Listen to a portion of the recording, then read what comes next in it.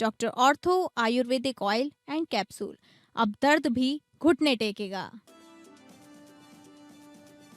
Deputy CM Keshav Prasad Maurya पहुंचे बदायूं, विपक्ष पर किया तीखा प्रहार। मुद्दों से ध्यान भटकाना विपक्ष का काम। 2047 तक कांग्रेस और सपा सत्ता में आने वाले नहीं। मैनपुरी पहुंचे deputy CM Brajesh Pathak. SIR को लेकर कार्यकर्ताओं से की बातचीत, कहा मन की शुद्धता के लिए एसआईआर जरूरी। एसआईआर पर बोले कैबिनेट मंत्री धर्मपाल सिंह। एसआईआर को लेकर विपक्ष फैला रहा है निराधार भ्रम। सरकार की कार्यवाही अवैध और घुसपैठिए वोटरों के लिए। पूर्व सपा राष्ट्रीय महासचिव शिवपाल यादव ने बीजेपी पर बोला हमला, कहा बीजेपी देश को फिर से गुलामी की तरफ ले जा रही है। यूपी के अलीगढ़ में शादी के चक्कर में जमीन बेच बैठा युवक। शादी के तीसरे दिन मायके भागी दुल्हन, 4 महीने से अब तक नहीं लौटी। पीड़ित युवक हाथ में पोस्टर लेकर मांग रहा न्याय।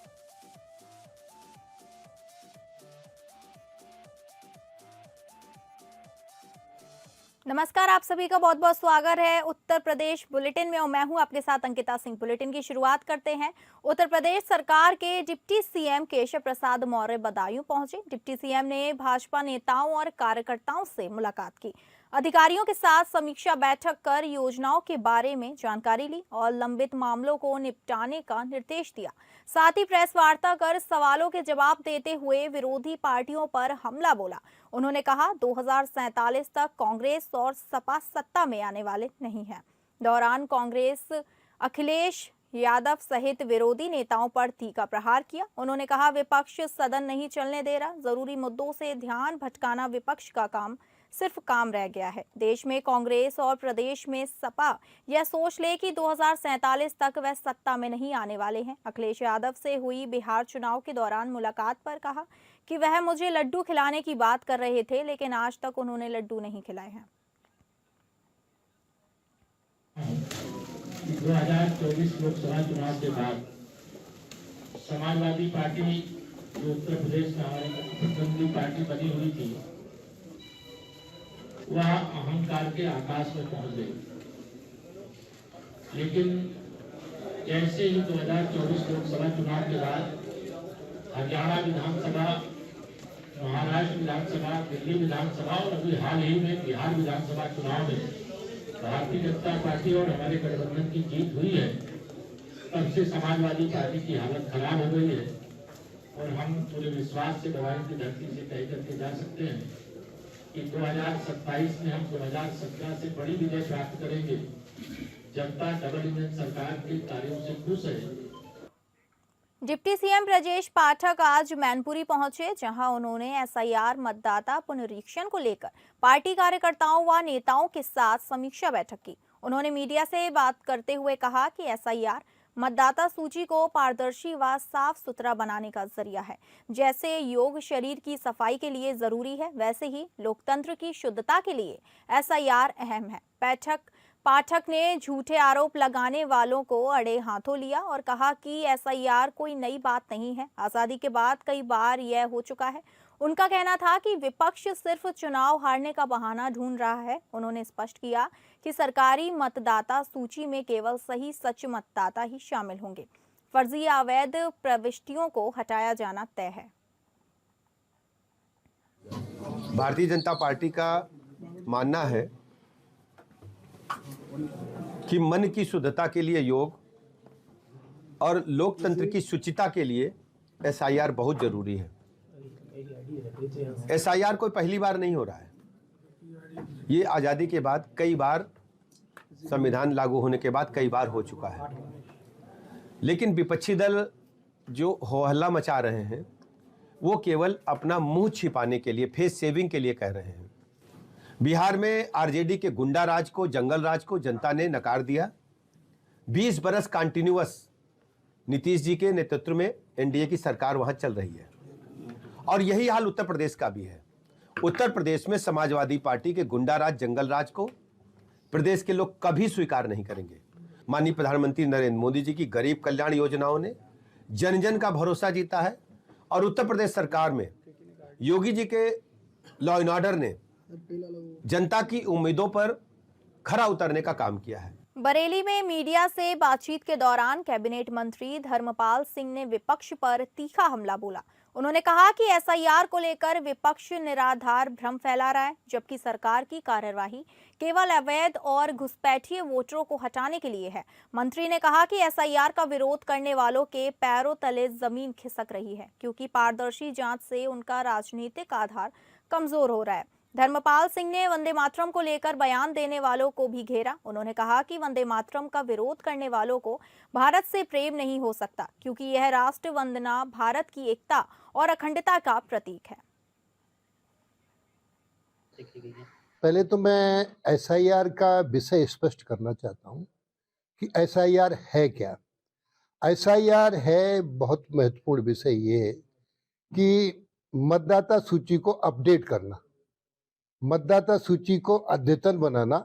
इसमें जो फर्जी वोट है वो काट दिए जाएंगे, जो प्रवासी हो गए वो काट दिए जाएंगे, जो स्थानांतरित हो गए वो काट दिए जाएंगे, और किसी भी तरीके से अवैध वोटर हैं वो काट दिए जाएंगे। तो ये है एसआईआर। एसआईआर का जो विरोध कर रहे हैं उनके राजनीतिक स्तर पर पैरों के नीचे की जमीन खिसक रही है। वो फर्जी वोटों से जीता करते थे। अब ये एसआईआर कोई भारतीय जनता पार्टी नहीं करा रही है। एसआईआर का काम चुनाव आयोग ने कराया है। एसआईआर का सबको सम्मान करना चाहिए। एसआईआर होना बहुत आवश्यक है, जो उत्तर प्रदेश में हो। मैनपुरी जनपद के करहल में पहुंचे पूर्व मंत्री सपा राष्ट्रीय महासचिव शिवपाल सिंह यादव ने पूर्व ब्लॉक प्रमुख तुलसीराम यादव की नातिन की शादी समारोह में शिरकत की है। इस दौरान शिवपाल सिंह यादव ने शिरकत करते हुए पूर्व ब्लॉक प्रमुख को शुभकामनाएं दी हैं। इस दौरान पत्रकारों से खास बातचीत करते हुए शिवपाल सिंह यादव ने कहा कि एसआईआर का काम अभी और चलेगा। हम लोगों की मांग है कि एसआईआर की तारीख अभी और बढ़ा दी जाए।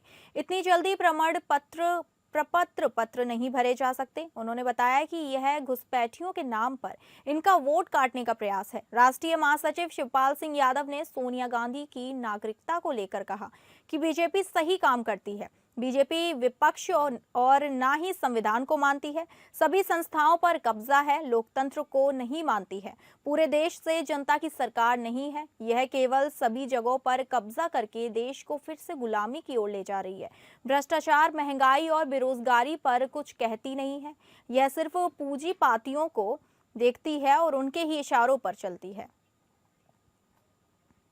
भारतीय जनता पार्टी यही काम करती है जी, और भारतीय जनता पार्टी विपक्ष को मानती ही नहीं, और भारतीय जनता पार्टी संविधान को भी नहीं मानती। सभी संस्थाओं पर कब्जा जी, तो ये लोकतंत्र को नहीं मानती है। और पूरे देश में जनता की सरकार नहीं है। ये केवल सभी पर कब्जा करके देश को फिर से गुलामी की ओर ले जा रहे हैं। लेकिन महंगाई पे कोई, बेरोजगारी पे कुछ नहीं जी हैं।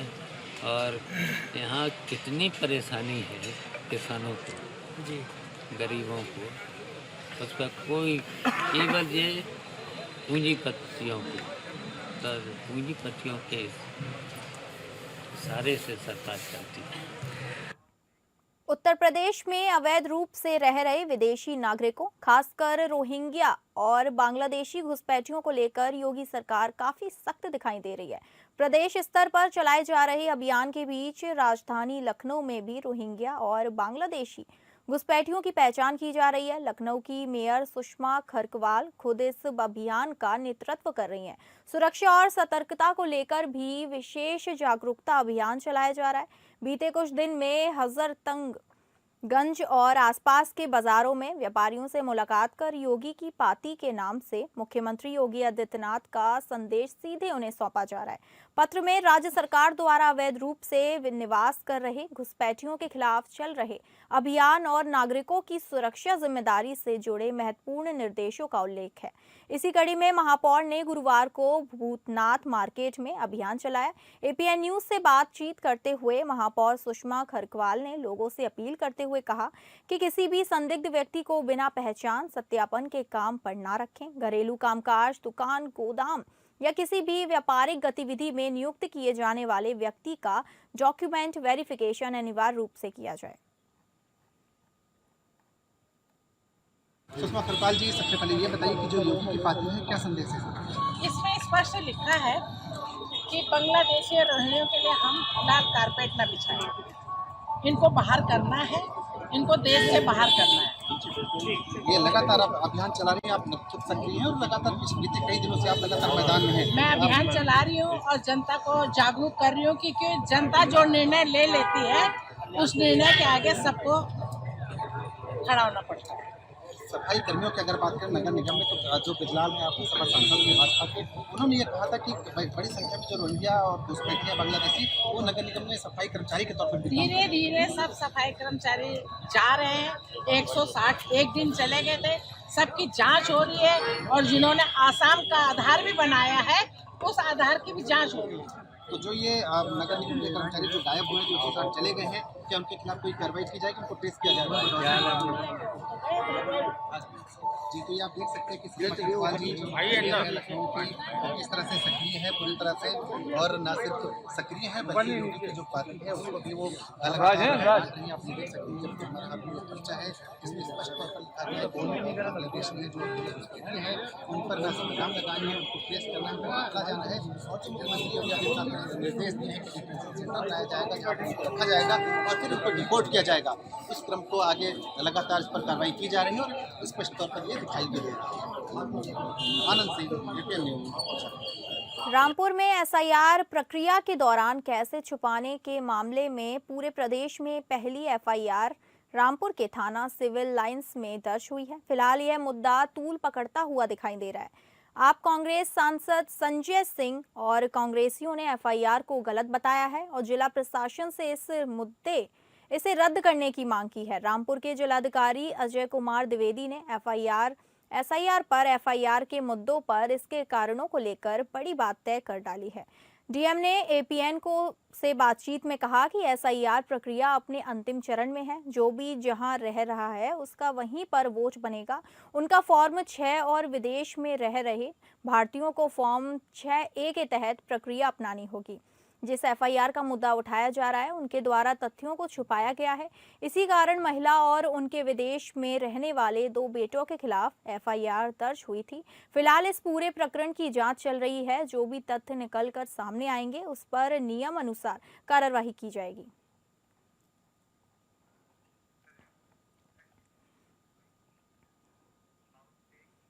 हरदोई में कांग्रेस कार्यकर्ताओं ने कलेक्ट्रेट परिसर में जोरदार प्रदर्शन किया। डीएससीएल शुगर मिल गन्ना विभाग के अधिकारियों की कथित मिलीभगत से बनाए गए हजारों फर्जी सट्टों के विरोध में कांग्रेस प्रदर्शन किया। यह प्रदर्शन पूर्व जिला अध्यक्ष कांग्रेस प्रत्याशी रहे आशीष कुमार सिंह सोमवंशी के नेतृत्व में किया गया। इसके बाद नगर मजिस्ट्रेट के माध्यम से मुख्यमंत्री को संबोधित ज्ञापन सौंपा गया। आशीष कुमार सिंह ने कहा कि फर्जी सट्टा बनाए जाने के कारण मूल गन्ना किसानों को गंभीर आर्थिक नुकसान उठाना पड़ रहा है। विभाग और मिल प्रबंधन पर आरोप है कि कुछ बिचौलियों के नाम फर्जी गाटा संख्या दर्ज कर सट्टे जारी किए गए हैं, जबकि असली किसानों का सट्टा ही नहीं बनाया गया। यही वजह है कि किसान अपनी उपज को औने पाने दामों पर बेचने को मजबूर है। प्रदर्शनकारियों की मांग है कि अधिकारियों एवं कर्मचारियों पर कड़ी कार्रवाई की जाए। प्रदर्शन के दौरान कांग्रेस के सैकड़ों कार्यकर्ता मौजूद रहे, जिनमें कई वरिष्ठ पदाधिकारी शामिल रहे। कांग्रेस ने चेतावनी दी कि यदि किसानों के साथ हो रहा अन्याय बंद नहीं हुआ तो आंदोलन और तेज किया जाएगा।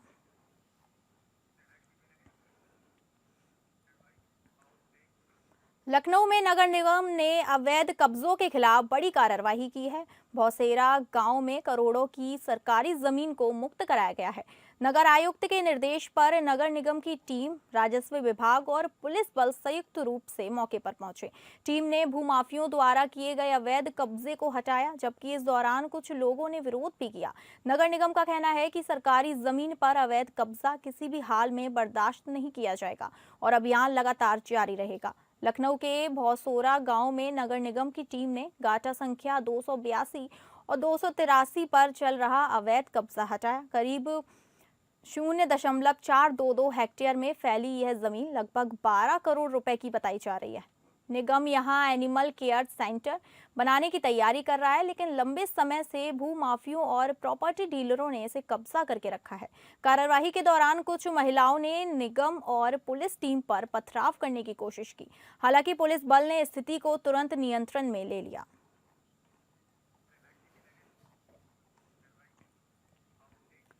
केंद्र और प्रदेश सरकार का सख्त निर्देश है कि किसानों को उनकी उपज का पूरा समर्थन मूल्य रूप से मिले, लेकिन शाहजहांपुर में बिचौलियां और कुछ लेखपाल मिलकर शासन की मंशा पर पूरी तरह से पानी फेरने पर लगे हुए हैं।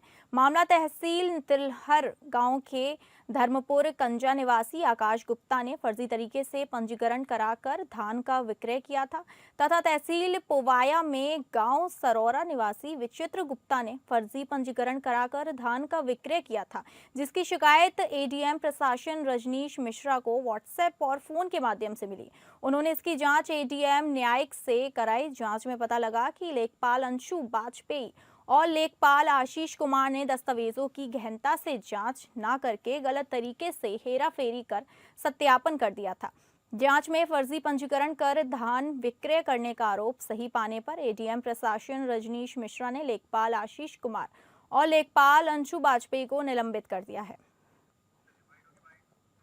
एक पुआया तहसील का प्रकरण था जिसमें लोगों ने गलत तरीके से सत्यापन करा करके दूसरों की जमीन को अपना दिखा करके सत्यापन कराया और धान बेच दिया है।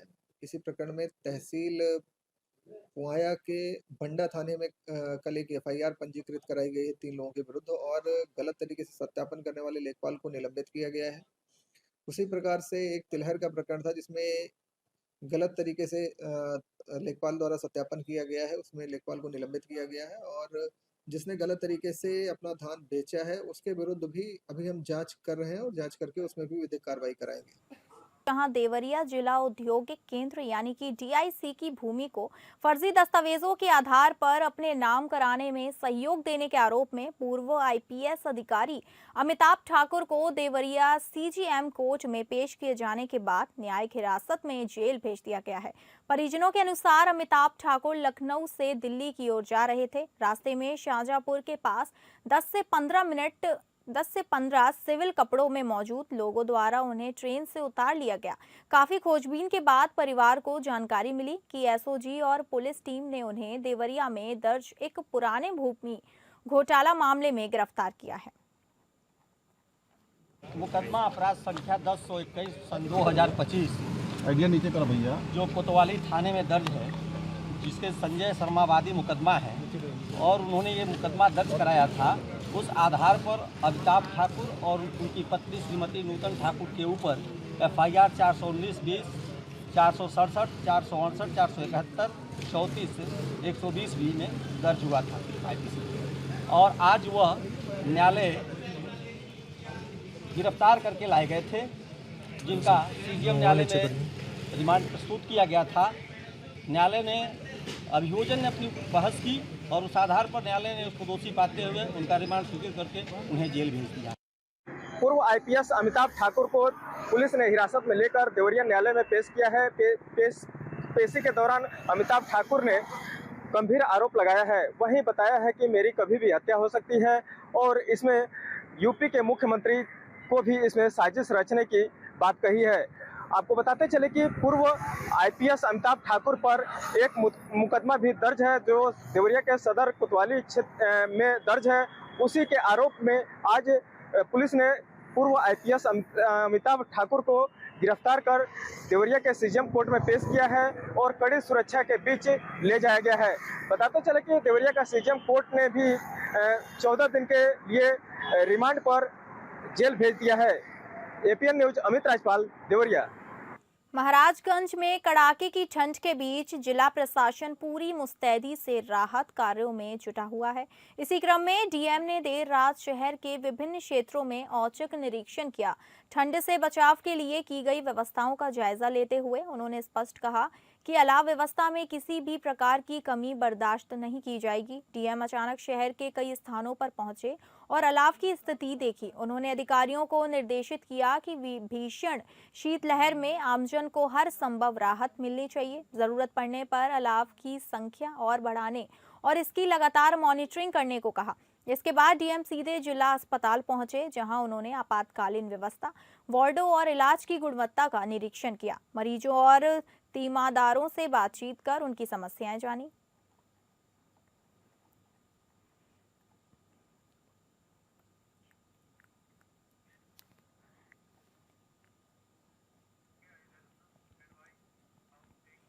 अयोध्या में एजुकेशनल मिनिस्ट्रियल ऑफिसर्स एसोसिएशन ने प्रांतीय नेतृत्व के आह्वान पर शिक्षा विभाग में लिपिक संवर्गीय कर्मचारियों के लंबे समय से लंबित मामलों के निस्तारण न होने के विरोध में 1 दिवसीय क्रमिक धरना प्रदर्शन किया।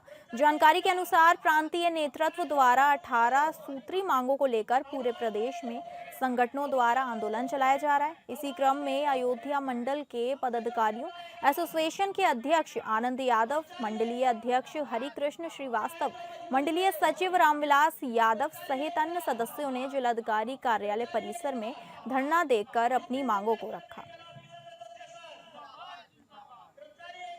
जनपदीय इकाई अयोध्या, आज हम लोग यहाँ पर सहायक शिक्षा निदेशक बेसिक अयोध्या मंडल अयोध्या पर 1 दिवसीय धरना प्रदर्शन और ज्ञापन कार्यक्रम के लिए एकत्रित हुए हैं। हमारे प्रांतीय नेतृत्व के आह्वान पर हम लोग यहाँ पर इकट्ठा हुए हैं अपनी 18 सूत्रीय मांगों को लेकर, जिसमें विभिन्न कार्यालयों पर कार्य के हिसाब से पद सृजित न होना और उनका वेतन संबंधी प्रकरणों को समय अंतर्गत निस्तारित न किया जाना, इसी प्रकार से 18 सूत्रीय मांगों को लेकर हम लोग यहाँ पर आज एकत्रित हुए हैं। अलीगढ़ के थाना चंडौस क्षेत्र के गांव टीकरी भोंगापुर में एक अजीब मामला सामने आया है। यहां रहने वाले हरज्ञान ने पड़ोसी के कहने पर अपनी लगभग 1 बीघा जमीन बेचकर शादी की थी। आरोप है कि शादी के तीसरे दिन ही दुल्हन मायके चली गई और 4 महीने बीत जाने के बाद भी वापस नहीं लौटी। पीड़ित युवक का कहना है कि वो लगातार पुलिस अधिकारियों के चक्कर लगा रहा है, लेकिन अब तक उसे न्याय नहीं मिला। पुलिस मामले की जांच में जुटी है।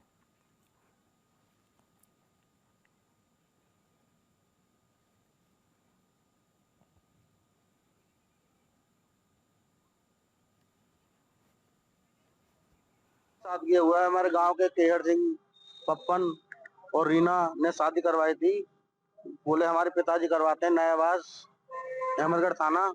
बोले हमारे पापा शादी कराते हैं और ये शादी का बोले शादी कराते इतने पैसे लिए थे। एक बार लिए थे 1,02,20,000 और एक बार लिए थे 1.5 लाख।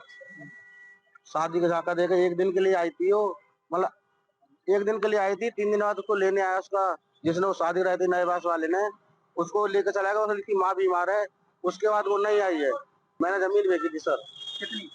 1 बीघा तक कम थी थोड़ी सी, जितनी मेरे नाम पे थी मैंने जमीन बेची थी। या शादी हो जाएगी तो 2 रोटी का हल्ला हो जाएगा। गाजीपुर में राष्ट्रीय लोक अदालत को लेकर आज न्यायालय परिसर से एक विशाल जागरूकता रैली निकाली गई। रैली के जरिए आमजन तक लोक अदालत के महत्व का संदेश पहुंचाया गया। रैली को जनपद न्यायाधीश धर्मेंद्र कुमार पांडे ने हरी झंडी दिखाकर रवाना किया। इस दौरान बड़ी संख्या में न्यायिक अधिकारी, अधिवक्ता, बैंक कर्मी और आमजन मौजूद रहे। रैली के माध्यम से लोगों को लोक अदालत में होने वाले तेज, सुलभ और निःशुल्क निस्तारण की जानकारी दी गई। रैली में आकर्षक नारे भी लगाए गए। सबके लिए न्याय चले, निर्धन से मिलने और लोक अदालत का नारा, ना कोई चिंता ना कोई हारा। इस बार राष्ट्रीय लोक अदालत में 1,50,000 वादों के निस्तारण का लक्ष्य रखा गया है। पिछली बार 1,22,000 मामलों का निस्तारण किया गया था। माननीय उच्चतम न्यायालय के दिशा निर्देश पर दिनांक 13 दिसंबर को राष्ट्रीय लोक अदालत का आयोजन किया जाना है। उसी के प्रचार प्रसार के लिए यह रैली का आयोजन किया गया है। इसमें आज मुख्यतः बैंक के लोग शामिल थे, खासकर यहाँ का लीडिंग बैंक यूनियन बैंक जो है उसके अधिकारी कर्मचारी गण शामिल हैं और मैं यहाँ के जो वादकारीगण हैं जिनका मुकदमे बैंक से चल रहे हैं, उनको मैं सादर आमंत्रित करता हूं कि इस लोक अदालत में आकर अपने मुकदमे का निस्तारण लोक अदालत के माध्यम से करें। अयोध्या एयरपोर्ट पर आज सभी उड़ानों का संचालन सामान्य रूप से किया गया। कुल 11 निर्धारित उड़ानों में से सिर्फ एक इंडिगो की फ्लाइट रद्द रही। रद्द उड़ान की सूचना यात्रियों को पहले से उपलब्ध करा दी गई थी। एयरपोर्ट अथॉरिटी ने दावा किया कि सभी ऑपरेशन अब पूरी तरह सुचारू हैं। एयरपोर्ट डायरेक्टर धीरेन्द्र सिंह ने प्रेस को वीसी रूप में विस्तृत जानकारी दी है। यात्रियों की सुविधाओं और संचालन की गुणवत्ता की निरंतर मॉनिटरिंग की जा रही है।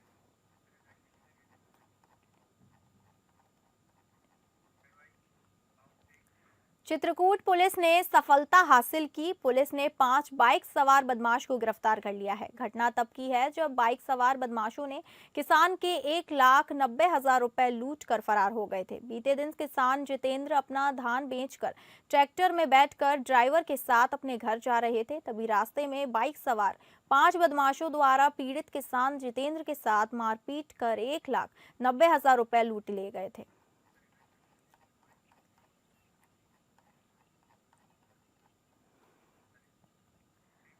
सोनभद्र के रॉबर्ट्सगंज थाना क्षेत्र में देर रात फिल्मी अंदाज की तरह पुलिस व बदमाशों के बीच मुठभेड़ का वीडियो सामने आया है, जहां गो तस्कर 2 पिकअप में 16 राशि गोवंश भरकर भाग रहे थे। पुलिस और एसओजी टीम को मुखबिर से सूचना मिली और फिर मधुपुर के दुमुह पुलिया के पास लगा कड़ा घेराबंदी। सीओ सिटी रणधीर मिश्रा अपनी टीम के साथ भागती पिकअप के पीछे दौड़ते पीछा करते नजर आते हैं। यह वीडियो है जो मुठभेड़ के दौरान पुलिस द्वारा सामने आया है।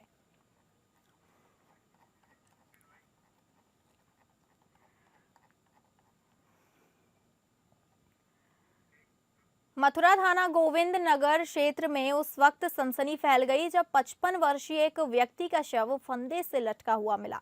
प्रारंभिक जानकारी के अनुसार मृतक पिछले कुछ समय से रामलीला मैदान के पीछे एक मकान में किराए पर रह रहा था। बताया जा रहा है कि युवक घरेलू कलह से परेशान था, जिसके चलते उसने फांसी लगाकर आत्महत्या कर ली। सुबह जब आसपास के लोगों ने कमरे के अंदर लटका हुआ शव देखा तो क्षेत्र में हड़कंप मच गया। घटना की सूचना तत्काल पुलिस को दी गई। सूचना मिलते ही थाना गोविंद नगर पुलिस मौके पर पहुंची और घटनास्थल का निरीक्षण किया। पुलिस ने शव को नीचे उतारकर पोस्टमार्टम के लिए भेज दिया गया है।